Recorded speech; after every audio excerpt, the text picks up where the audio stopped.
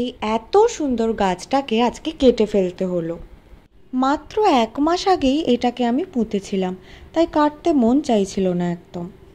এই পুঁই শাকের গাছটা আমি কিন্তু কোথাও থেকে কিনে এনে লাগাইনি।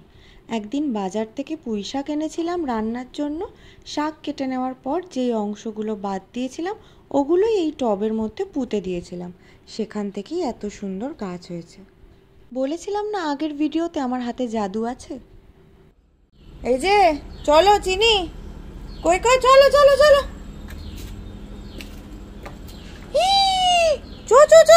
এইটুকুই দিতে পারবো, এর বেশি দেওয়া যাবে না।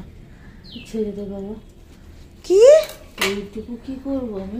এইটুকু এই সরু ডান্ডিটা নিয়ে আসায় মা আমাকে আবার পাঠালো নিচে, যাতে আমি বেশি করে পুঁই শাক নিয়ে আসি। কিন্তু বেশি করে পুঁই শাক পাবোটা কোথায়? এইটুকু তো একটা গাছ, এই গাছটা আমার বাবা একাই খেয়ে নেবে।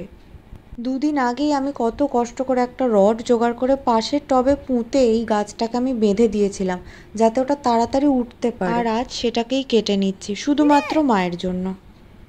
মা পুঁই শাক খেতে ভীষণ ভালোবাসে, আর বাড়িতে মাছের তেল, কুমড়ো ও নানা ছ্যাঁচড়ার উপকরণ থাকায় মায়ের খুব ইচ্ছা ছিল আজকে মাছের তেল দিয়ে পুঁই শাকের চচ্চড়ি রান্না করবে।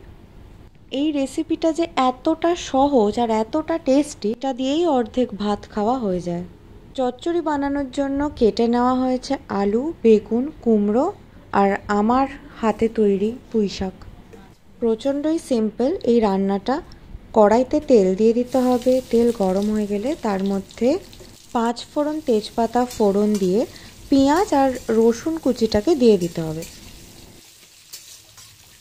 কিছুক্ষণ এরকম একটু নাড়িয়ে নেওয়ার পরে দিয়ে দিতে হবে চিনি। আর আমরা যেহেতু ঘটি, আমরা একটু বেশি মিষ্টি খাই সমস্ত খাবারে, কিন্তু পুঁই শাক মিষ্টি মিষ্টি হয়। চিনি দেওয়ার পরে পরিমাণ মতো নুনও দিয়ে দিল। হ্যাঁ, আমার মা এরকমভাবেই ছুঁড়ে ছাড়ে রান্না করে, মায়ের কোনো আন্দাজ লাগে না, মায়ের ওই হাতে ধরে নেওয়াটাই আন্দাজ। এখানে মাছের তেলটা ধুয়ে চুবড়িতে রাখা ছিল, মাছের তেলটাও দিয়ে দেওয়া হলো। দিয়ে ভালো করে নাড়িয়ে চাড়িয়ে কয়েকটা মশলা অ্যাড করব। প্রচণ্ড কমন 4টে মশলা, যেটা অলমোস্ট সব রান্নাতেই দেওয়া হয়। হলুদ গুঁড়ো, লঙ্কা গুঁড়ো, জিরে গুঁড়ো, ধনে গুঁড়ো। জীবনের সাথে ডিপ্রেশন আর ফ্রাস্ট্রেশন যেভাবে মিশে গেছে সেইভাবেই ভালোভাবে মিশিয়ে নিতে হবে। আমার ভাঙা মনের মতন এবড়ো খেবড়ো করে কাটা সবজিগুলো কড়াইতে দিয়ে দিতে হবে। ব্যাস, মশলা উপকরণ সমস্ত কিছু দেওয়া হয়ে গেছে। এরপর আর কোনো কাজ নেই, শুধু নেড়ে যেতে হবে। ও হ্যাঁ, তারপরে এর মধ্যে দিয়ে দিতে হবে সামান্য পরিমাণে আদা বাটা। তারপরে আবার সব ভালোভাবে নাড়িয়ে চাড়িয়ে ঢাকা দিয়ে দিতে হবে।